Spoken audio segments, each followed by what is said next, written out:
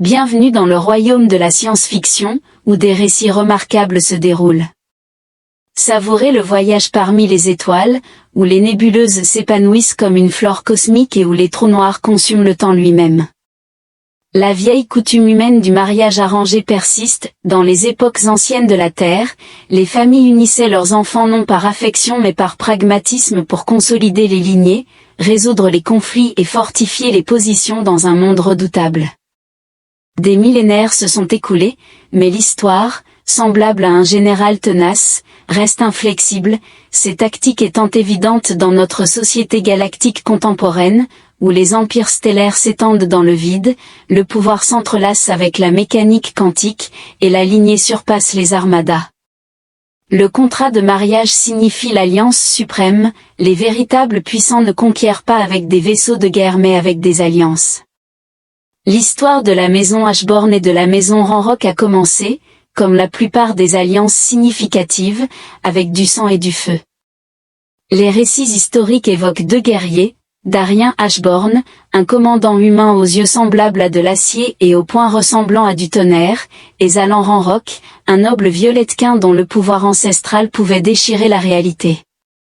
Ils se rencontrèrent d'abord sur le champ de bataille de Vega Prime, initialement en tant qu'adversaires commandant des forces opposées, ensuite comme alliés réticents contre une menace redoutable, et finalement comme des frères de sang lorsque les dévoreurs rouges, ces horreurs anciennes venues de l'autre côté du bord galactique, assaillirent les mondes extérieurs. Pendant la bataille finale, Darien et Zalan sont restés fermes tandis que les autres se retiraient. Darien se positionna entre Zalan et la gueule d'un dévoreur, faillit perdre la vie pour son ami, tandis que des médecins se précipitaient pour s'occuper du corps mutilé de Darien.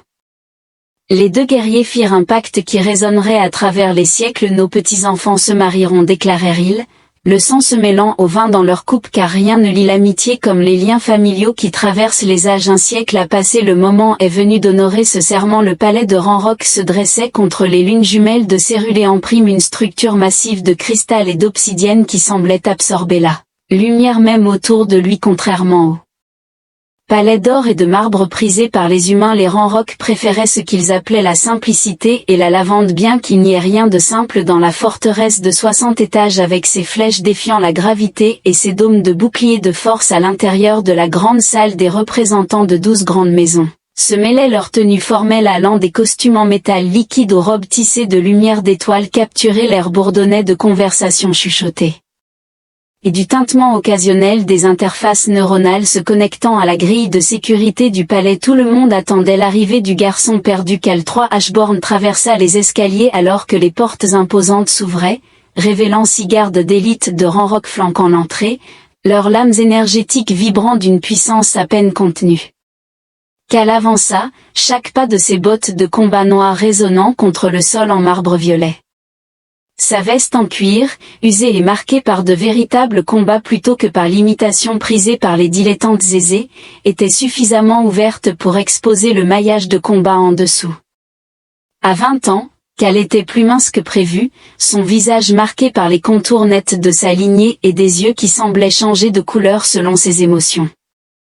Une barbe de 3 jours ornait sa mâchoire, non par style mais par négligence durant le voyage de 5 jours en hyperespace. En atteignant le centre de la salle, une voix furieuse perça le silence depuis le balcon au-dessus. « Maman, pourquoi dois-je épouser un humain ?» Chaque tête se tourna vers Rema Ranrock, qui se tenait les mains fermement sur les hanches. Sa posture exhalait l'indignation, elle était grande même selon les normes de Ranrock, avec une peau ressemblant à la crépuscule qui semblait scintiller d'une luminosité intrinsèque. Ses cheveux argentés coulaient en épaisses tresses ornées de perles cristallines qui mettaient en valeur sa force innée. La tenue formelle qu'elle portait, manifestement contre son gré, mettait en valeur un décolleté plongeant qui soulignait son physique impeccable. Une fusion de l'anatomie humaine et de l'élégance robuste la rendait éblouissante même dans sa colère. « Il est orphelin », persista-t-elle, ses yeux bleus électriques flamboyants. Il ne possède aucun pouvoir, aucune famille, et ses cheveux ressemblent à ceux d'un contrebandier. Elle prononça la dernière remarque avec mépris, comme si c'était l'affront suprême. Cal ignora les ricanements des courtisans à proximité et se dirigea vers Lady Tracia Rema, la matriarche de la maison Ranrock. La femme occupait un trône lévitant qui émettait de l'énergie, son expression étant une façade impeccable de neutralité diplomatique malgré la colère de sa fille. Cal inclina la tête avec une politesse rigoureuse. Cal Ashbourne est arrivé comme convenu. Lady Tracia inclina la tête avec un respect sincère. Bienvenue, dernier fils d'Ashbourne, le pacte ancien est honoré par votre présence. Les murmures s'intensifièrent autour d'eux, il ne s'est même pas éveillé, un garçon pathétique sans aucune trace de pouvoir. Les Ashbourne étaient autrefois grands, mais maintenant il n'y a qu'un seul garçon dépourvu de pouvoir. Dame Aurélia Valley, ancienne en années mais possédant un physique juvénile grâce à une magie de préservation illicite, émergea de la foule. Ses cheveux argentés et son teint émeraude l'identifiaient comme un hybride de deux lignées vénérables, et les anneaux ornant ses doigts pulsaient de sorts accumulés. Si c'est si faible, proclama-t-elle à voix haute, comment ose-t-il confronter Tracia directement? Un garçon sans valeur ne mérite même pas l'indignité d'une gifle. Elle leva la main, une énergie pulsant entre ses doigts. La main n'atteignit pas sa cible lorsque Cal saisit son poignet en plein vol, son mouvement si rapide que même les réflexes augmentés des nobles ne purent le percevoir. Un cri collectif résonna dans toute la salle alors qu'il la tirait vers lui, sa prise ferme autour de sa taille. Sous sa veste ouverte, son torse nu et musclé entra en contact avec sa robe luxueuse. La sorcière ancienne se figea, ses joues prenant une teinte émeraude plus profonde. En déférence à votre beauté et à la famille de ma future épouse, murmura Cal, sa voix résonnant dans le silence stupéfait, vous serez épargné cette fois-ci. Cependant, si je suis témoin de tout autre manque de respect envers le chef de la maison Ashbourne, il se pencha plus près, ses lèvres frôlant presque son oreille, je ne prolongerai pas ma clémence. Il la relâcha et recula. Dans le moment suivant, une vague invisible de force déferla dans l'air, déformant l'espace autour de Lady Aurélia alors qu'elle s'effondrait à genoux, contrainte par une pression invisible. Sa tête s'inclina involontairement, et sa respiration devint laborieuse, comme si l'atmosphère s'était transformée en un métal liquide dense. Le silence enveloppa la salle, les mâchoires tombant en unisson. Cal ne s'était pas simplement éveillé, il commandait l'énergie de pression fantomatique, un pouvoir que même les anciens n'osaient approcher. C'était la capacité de manipuler le tissu même de l'espace-temps à une échelle locale, pliant la réalité à sa volonté depuis le balcon. L'attitude de Rema passa du mépris à l'étonnement alors qu'un rouge de honte montait sur sa peau violette jusqu'aux racines de ses cheveux argentés. De nombreux défenseurs de la maison Ran activèrent rapidement leurs lames énergétiques, les armes résonnant avec des fréquences létales. Ils encerclèrent Cal, leurs expressions sévères sous leur casque cérémoniel. Vous êtes condamnés, humains. Leur chef grogna, personne n'attaque un noble au sein de la maison Ranrock Sanctuary. Cal resta immobile, son attitude calme. D'un geste nonchalant, il tendit la main, et l'un des guerriers les plus redoutables, un hybride Ranrock de 2,13 mètres augmenté avec des cybernétiques avancées, fut brusquement attiré vers l'avant comme par une force invisible. La main de Cal encercla la tête du guerrier, et avec une force formidable, il le projeta au sol, provoquant la rupture du marbre avec un fracas retentissant, des fissures se propageant à partir du point d'impact. Avant que les autres gardes ne puissent réagir, une femme entra, se déplaçant avec une grâce extraordinaire comme si la gravité elle-même lui cédait le passage. Sa peau était pâle, mais sa présence exerçait une pression qui rendait la démonstration de Cal triviale. D'un simple geste de la main, les guerriers restants furent projetés en arrière, leurs armes se désactivant au contact des murs. Cal s'agenouilla promptement, la tête baissée, et demanda, « Maître, qu'est-ce qui vous amène ici ?» Le silence s'intensifia alors que tous les présents reconnaissaient leur infériorité. Qui est cette femme? À quelle maison appartient-elle? Comment peut-elle exercer un pouvoir si redoutable? Elle s'approcha de Cal, ses mouvements fluides comme l'eau sur la pierre. Cal, chérie, dit-elle, sa voix à la fois mélodieuse et périlleuse, j'ai demandé que tu viennes humblement réclamer ce qui t'appartient de droit. Elle tendit ses doigts, traçant délicatement sa mâchoire avec une familiarité intime. Cal resta impassible, son regard inébranlable rencontrant le sien. Ils avaient insulté la maison Ashbourne, je ne pouvais pas permettre cela, tout comme vous me l'aviez ordonné. La scène se transforma, ondulant comme l'eau troublée par une pierre, dévoilant un souvenir d'il y a 15 ans, un Cal de 5 ans blotti contre un mur sale dans les bidonvilles de Nova Arcadia. Son visage était contusionné, ses vêtements en lambeaux, et du sang s'écoulait de sa lèvre lacérée, tandis qu'un cercle d'enfants plus âgés se moquait de lui et lui lançait des pierres. Ashbourne, ta famille est insignifiante, tout comme toi. Les illustres Ashbourne ont péri à cause de leur faiblesse, tu devrais les rejoindre. Les enfants entourèrent le petit garçon, qui s'était recroquevillé en boule de défense, et commencèrent à le frapper. Soudain, une femme apparut, se déplaçant gracieusement comme si elle dansait, sa robe élégante flottant autour d'elle comme une lumière stellaire liquide. Les intimidateurs se turent, ressentant une puissance incompréhensible. Elle s'agenouilla à côté du jeune Cal. Ses traits impeccables étaient disposés dans une expression de légère inquiétude qui dissimulait à peine une profonde fureur. « Petit, murmura-t-elle doucement, comment peux-tu leur permettre d'insulter ta famille tout en souriant ?» Cal la regarda avec des yeux humides, murmurant, « Mais c'est vrai, ils sont tous morts. Ils m'ont abandonné. Je souhaite mourir aussi. » Sa main se déplaça rapidement, infligeant une gifle douloureuse que Cal remarqua à peine, la douleur physique lui était familière. « Toi, déclara-t-elle, sa voix soudain aussi inflexible que le neutronéum. Vous êtes l'héritier final et unique de la maison Ashbourne. Quel que soit votre âge, vous devez faire preuve de force. » Elle s'approcha, son visage à quelques centimètres du sien. N'oublie jamais de ne pas déshonorer le nom de ta famille estimée. Maintenant, lève-toi et réponds à ces enfants fous. Une transformation se produisit dans le regard du jeune Cal alors qu'il se levait, essuyant le sang de sa bouche, et affrontait ses tourmenteurs. En quelques instants, les intimidateurs gisaient en gémissant sur le sol, vaincus par un garçon de la moitié de leur taille qui se battait avec une précision soudaine et redoutable. La femme sourit, satisfaite. « Genoux, ordonna-t-elle. Prête le serment d'apprenti. À partir de ce moment, je suis ton maître. » Le souvenir s'estompa, rétablissant la clarté du présent. Cal resta à genoux devant son maître dans la grande salle de la maison Ranrock, entourée de nobles ébahis et de guerriers déchus. Lady Thracia se leva de son trône, son expression mêlant inquiétude et calcul. « Je crois, dit-elle prudemment, que des présentations s'imposent, Cal. » Le maître de Cal se tourna, son sourire prédateur. « En effet, ils le sont.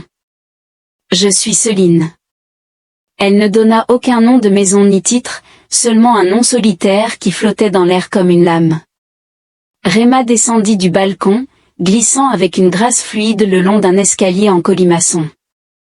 Son mépris précédent avait été remplacé par une attention mesurée alors qu'elle s'approchait du côté de sa mère, le contrat reste en vigueur. Lady Thracia proclama sa voix empreinte de la gravité de la jurisprudence ancienne, pourtant, il pourrait être prudent d'examiner les détails plus en profondeur. Cal se leva, son regard se croisant avec celui de Réma à travers le hall. Pour la première fois, ils se percevaient véritablement l'un l'autre non pas comme de simples pions dans un ancien jeu, mais comme des individus dotés de leur propre pouvoir et de leur propre but. « J'attends cela avec impatience, déclara-t-il, sa voix baissée pour que seule Réma puisse l'entendre. Ses yeux bleus électriques se plissèrent, mais le coin de sa bouche se leva légèrement. « Ne te mets pas à l'aise, humain, murmura-t-elle. Je reste convaincue de ton indignité. » Cal affichait un sourire menaçant qui modifiait son visage. « Alors je vais devoir démontrer votre erreur, n'est-ce pas ?» Réma Ranrock traversait les couloirs cristallins du palais ancestral de sa famille, ses joues enflammées d'un rouge violet qui intensifiait son teint déjà pourpre. Les serviteurs et les nobles de rang inférieur se pressaient contre les murs alors qu'elle avançait, reconnaissant les signatures énergétiques distinctives d'une Ranrock en colère, accompagnées du léger crépitement de la bioélectricité qui rendait l'air semblable à l'ozone. La perturbation gravitationnelle presque indétectable qui faisait trembler les décorations sur leurs étagères, elle entra de force par les portes verrouillées par la technologie quantique des jardins familiaux. Un vaste biodôme couvrant 3 acres sous un ciel artificiel conçu pour reproduire la planète ancestrale des Ranrock, où la flore éteinte d'autres mondes prospérait dans des niches écologiques méticuleusement gérées. Rema se dirigea directement vers la zone la plus isolée de la forêt lunaire. Les arbres lunaires s'élevaient à une hauteur de 50 pieds, leur écorce ressemblant à de l'argent poli et leurs feuilles se manifestant sous forme de disques translucides qui capturaient et amplifiaient la lumière de la lune artificielle. Il ne prospérait nulle part ailleurs dans la galaxie, un héritage d'une civilisation aujourd'hui disparue à la maison Ranrock pour des services non spécifiés et non enregistrés. Rema s'allongea sur un banc en pierre courbé sous le plus grand arbre, sa lumière argentée pulsante enveloppant sa peau violette d'une radiance éthérée. Primitif insupportablement arrogant, cracha-t-elle, en retirant les épingles cérémonielles de. Ses cheveux argentés coulaient le long de son dos tandis qu'une personne au pouvoir usurpé défilait dans ma résidence comme s'il la possédait. Je ne parade pas, une voix émergea de derrière elle. C'est plutôt une démarche assurée. Rema se retourna, ses yeux bleus embrasés de rage. Cal Ashborn était nonchalamment adossé au tronc de l'arbre, les bras croisés sur sa poitrine, tandis que la lumière de la lune illuminait les contours de son visage, accentuant ses pommettes saillantes et la légère cicatrice sur sa mâchoire. « Comment avez-vous réussi à entrer ?» demanda-t-elle. « Ces jardins sont génétiquement réservés exclusivement aux lignées de Ranrock. » Cal répondit, « J'ai attrapé la main de Lady Valcha de la même manière que j'ai endommagé votre sol en marbre. » Son sourire était périlleux, j'avais transgressé les règlements, surtout ceux de nature génétique. Rema se tenait les poings serrés de chaque côté. « Tu m'as humilié devant les maisons estimées. »« Tu l'as initié, » répondit Cal doucement, en remarquant que mes cheveux ressemblaient à ceux d'un contrebandier, ce qu'ils font. Il désigna son propre crâne avec animation, demandant si je l'avais coupé avec un vibroblade dans le noir, comme un couteau de combat. Il y a 3 jours, accès restreint au miroir pour le transport de marchandises. Les yeux de Rema se plissèrent. Pourquoi le dernier Ashborn voyagerait-il sur un cargo? Ne devrais-tu pas avoir une flotte à ta disposition, des croiseurs personnels? Ou votre famille a-t-elle dilapidé sa fortune avec son pouvoir? Une lueur de douleur traversa brièvement les yeux de Cal avant d'être rapidement réprimée. J'ai voyagé selon les besoins, nous n'avons pas tous été élevés dans des palais. Princesse, dit-il, ne m'appelez pas comme ça. Que devrais-je alors appeler ma future épouse? Il se détacha de l'arbre et s'avança vers elle. Rema recula instinctivement. Ce mariage n'aura pas lieu.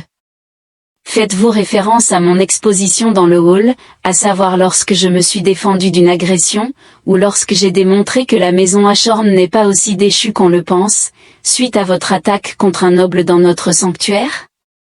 La voix de Rema s'éleva, frôlant la vendetta, elle a de la chance que je n'en ai pas conclu une, répondit Cal, son ton devenant plus sévère. Dans ma culture, lever la main contre autrui entraîne des conséquences bien plus graves que ce qu'elle a vécu. Rema saisit un fruit d'un buisson voisin, une sphère luminescente qui émettait des toxines neurologiques mortelles pour les humains mais simplement acides pour les Ranrock. Elle le lança avec précision à sa tête. Cal l'attrapa d'une main, plutôt que de la jeter, il la leva à sa bouche et en prit une bouchée délibérée. La surface du fruit crépita au contact de la salive humaine, une réaction chimique qui aurait dû induire une paralysie immédiate. Le chou frisé a été mangé délibérément, il avait un goût aigre et pourrait bénéficier d'un peu plus de sucre. La mâchoire de Rema se décrocha, c'est un fruit venimeux qui aurait dû te tuer instantanément. Il a consenti, prenant une autre bouchée alors que le jus coulait le long de son menton. J'ai développé des immunités à la plupart des toxines, c'est une partie de ma formation. Quel genre d'entraînement transforme un humain en ce que vous êtes? Le genre acquis lorsque toute ta famille est massacrée et que tu es traqué à travers 17 systèmes. Le silence les enveloppa, interrompu seulement par le doux tintement des feuilles des arbres lunaires qui capturaient la brise artificielle. Je ne savais pas, dit finalement Réma. Tu n'as pas demandé, rétorqua Cal en jetant le fruit à moitié mangé. Tu as présumé que j'étais simplement un humain faible plongé dans un arrangement que nous ne désirions ni l'un ni l'autre. N'est-ce pas ce que tu es, défia-t-elle, s'approchant. Lié par un ancien pacte entre de vieux hommes qui ne nous ont jamais consultés. Je suis ici par choix. Cal déclara, sa voix descendant à un murmure, j'aurais pu ignorer le contrat et disparaître dans la bordure extérieure, mais je ne l'ai pas fait. Pourquoi? Parce qu'un Ashborn ne rompt pas ses promesses. Il était maintenant assez proche pour qu'elle puisse discerner les éclats d'or dans ses yeux. De plus, elle était intriguée par la princesse à la peau violette qu'elle était destinée à épouser. Réma intervint, soudain essoufflé malgré elle, es-tu déçue? Pas encore, répondit-il, son regard se déplaçant vers ses lèvres puis revenant à ses yeux. Cependant, le chevalier est jeune, et la tension entre eux crépitait comme un générateur de boucliers défectueux. Réma ressentait une attraction inhabituelle envers lui, humain mais pas tout à fait humain, familier mais étranger. Elle ressentit une impulsion de le frapper, accompagnée d'un désir indéfinissable.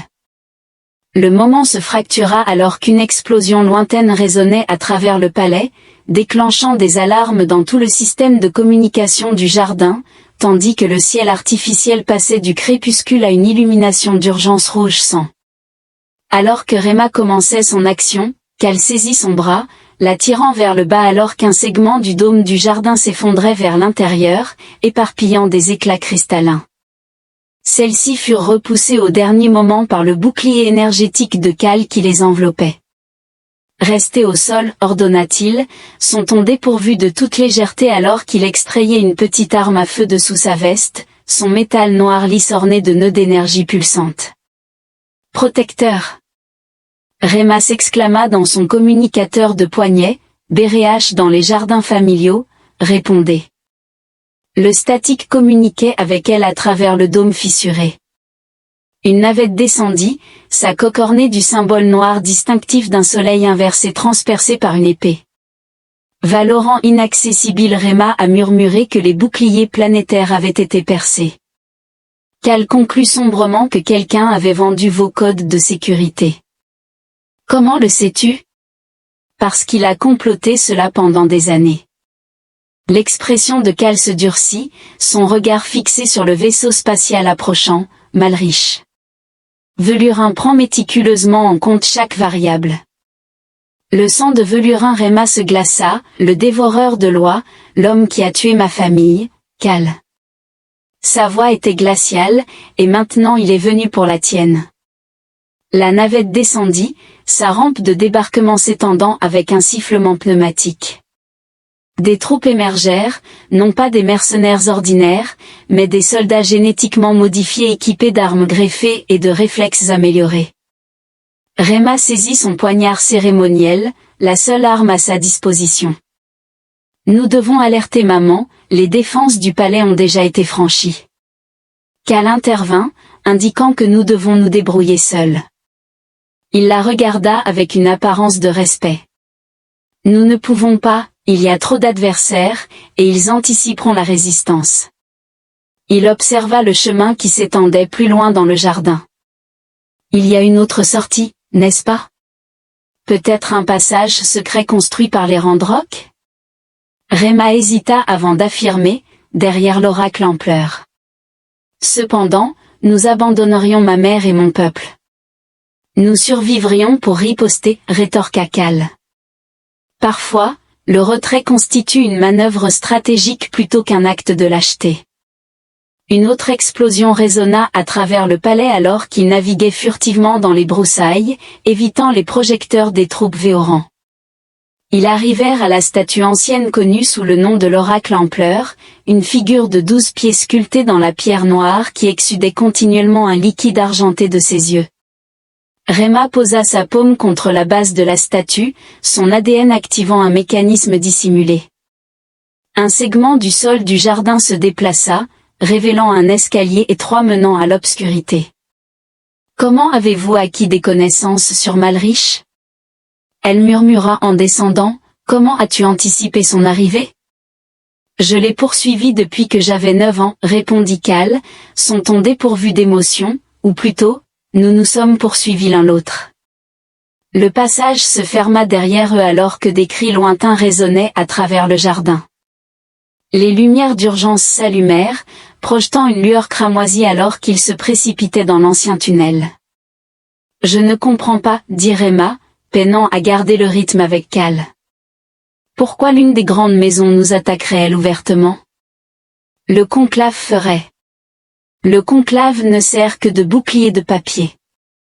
Cal interrompit, Malrich est indifférent aux sanctions ou aux ramifications politiques, il cherche le pouvoir dans sa forme la plus pure et la plus absolue. Il s'arrêta à une jonction de tunnels, demandant, dans quelle direction? Réma désigna la gauche, en indiquant, ce chemin mène au bunker de défense ancien, qui contient des équipements de communication et des armes. Elle examina ses traits à la lumière tamisée, vous êtes étonnamment calme pour une personne piégée dans un palais assiégé. Un sourire fugace effleura les lèvres de Cal. Qui affirme que je suis confiné? Nos adversaires nous ont encerclés, coupé les communications, et sont probablement en train d'exécuter quiconque fidèle à ma maison en ce moment, et pourtant vous semblez content, non pas simplement satisfait. Cal a soigné le patient, mon instructeur conseillait toujours, ne vous précipitez jamais dans la rétribution, laissez votre adversaire percevoir son triomphe jusqu'à l'instant où vous démantèlerez sa victoire. Ils arrivèrent au bunker, une chambre fortifiée construite en alliage de neutronéum, équipée de technologies anciennes mais opérationnelles. Réma s'approcha rapidement de la console de communication pendant que Cal sécurisait l'entrée. Pourquoi n'es-tu pas plus en colère? Réma demanda. Cet homme a anéanti ta famille et attaque la mienne, et pourtant tu agis comme si cela faisait partie d'une stratégie prédéterminée. Parce que c'est le cas, répondit Cal en inspectant le stock d'armes. Malrich me perçoit comme un jeune timide fuyant son autorité, il peut continuer à croire cela. Il inspecte actuellement un fusil à impulsion modifié, évaluant sa charge. De plus, mon instructeur est présent, votre instructeur, la femme qui est entrée dans la salle, Céline. Vous vous connaissez toutes les deux? Réma hésita, une couleur s'intensifiant sur ses joues, tandis que Cal éclata de rire, le son résonnant contre les murs métalliques. Il a rugi de rire jusqu'à ce que des larmes se forment au coin de ses yeux, tout son corps tremblant de plaisir. Qu'est-ce qui est amusant? Réma exprima sa honte, qui se transforma rapidement en agacement, en déclarant, l'idée d'être avec Céline, dit-il en riant, elle est essentiellement ma mère. Avant que Réma ne puisse répondre, les moniteurs du bunker s'activèrent, affichant diverses perspectives de l'intérieur du palais dans la grande salle où ils s'étaient réunis seulement quelques heures auparavant avec Malrich. 20 occupaient désormais le trône de Lady Thracia, entouré de ses hommes et d'autres nobles de rang rock qui avaient apparemment changé d'allégeance. Malrich était grand, avec une peau si pâle qu'elle semblait presque translucide, révélant le réseau complexe de veines noires en dessous. Ses yeux étaient augmentés avec des orbes artificiels qui émettaient une lueur jaunâtre maladive, tandis que la moitié de son visage était un exemple remarquable de chirurgie reconstructive. Les autres individus ont subi une scarification rituelle qui délimitait les systèmes stellaires sous son dominion. Votre allégeance à la maison Ranrock se termine aujourd'hui, sa voix amplifiée résonna dans toute la salle. Faites allégeance à la maison Véoran ou subissez le même sort que la maison Ashbourne effacée de l'histoire et de la mémoire. De nombreux nobles avancèrent, s'agenouillant devant lui, tandis que Lady Thracia restait droite, son expression un masque de défi. Nous n'avons pas forgé d'alliance pour cela, affirma-t-elle. Nous n'avons pas honoré les liens anciens pour cela. Malriche émit un rire rappelant le métal qui grince, déclarant « Les liens et les contrats ne sont que des chaînes pour les faibles ». Il fit signe à ses troupes « Je vous présente un choix simple, le pouvoir ou la mort. Ma fille ne vous appartiendra jamais. Lady Thracia a insulté votre fille. » Malriche sourit, dévoilant des dents aiguisées comme des pointes, elle pourrait servir de 5e épouse convenable, et peut-être me donner un héritier avant que je ne me lasse d'elle. Les mains de Rema se serrèrent en poing en voyant la vidéo, le monstre fit imploser le mur du bunker, les couvrant de débris. Cal saisit Rema, la protégeant de son corps alors que la poussière et les fragments de métal imprégnaient l'air. Lorsque le chaos se calma, ils se retrouvèrent face à une escouade de gardes d'élite Valorant, les armes prêtes. Il est temps d'y aller, murmura Cal, et avant que Rema ne puisse s'y opposer, il créa une brèche dans le mur opposé avec de l'énergie concentrée provenant de sa paume. Ils se frayèrent un chemin à travers les niveaux inférieurs du palais. Cal manœuvrait avec une efficacité létale tandis que Rema utilisait ses capacités innées pour perturber les systèmes nerveux de leurs assaillants. Ils ont formé un partenariat étonnamment efficace, couvrant les angles morts de l'autre et anticipant les mouvements. Finalement, ils se retrouvèrent acculés près de la grande salle où présidait Malriche, avec des adversaires s'approchant de toutes parts. Cal résolut, nous avançons.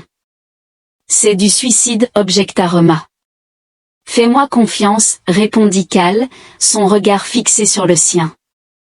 J'ai attendu ce moment pendant 15 ans. Avec une poussée concentrée d'énergie, ils ont franchi le mur vers la grande salle, l'explosion projetant Véor et les gardes comme des jouets abandonnés. Malriche se leva du trône, ses yeux mécaniques s'écarquillant d'une véritable surprise en identifiant Cal. L'enfant, il exhala. Tu as vraiment survécu. Es-tu découragé? Cal demanda en avançant sur les cadavres des gardes vaincus. L'étonnement de Malriche se transforma en mépris. Observant de votre calme, il a remarqué, vous devez être paralysé de peur. Son sourire, aiguisé et moqueur, était compréhensible pour un enfant de 4 ans assistant à la destruction de tout ce qu'il chérissait, un tel traumatisme est indélébile. Cal resta immobile, son visage impassible. Mon instructeur m'a appris que la peur n'est qu'une énergie en attente de redirection, déclara-t-il. Éliminez le garçon, ordonna Malriche.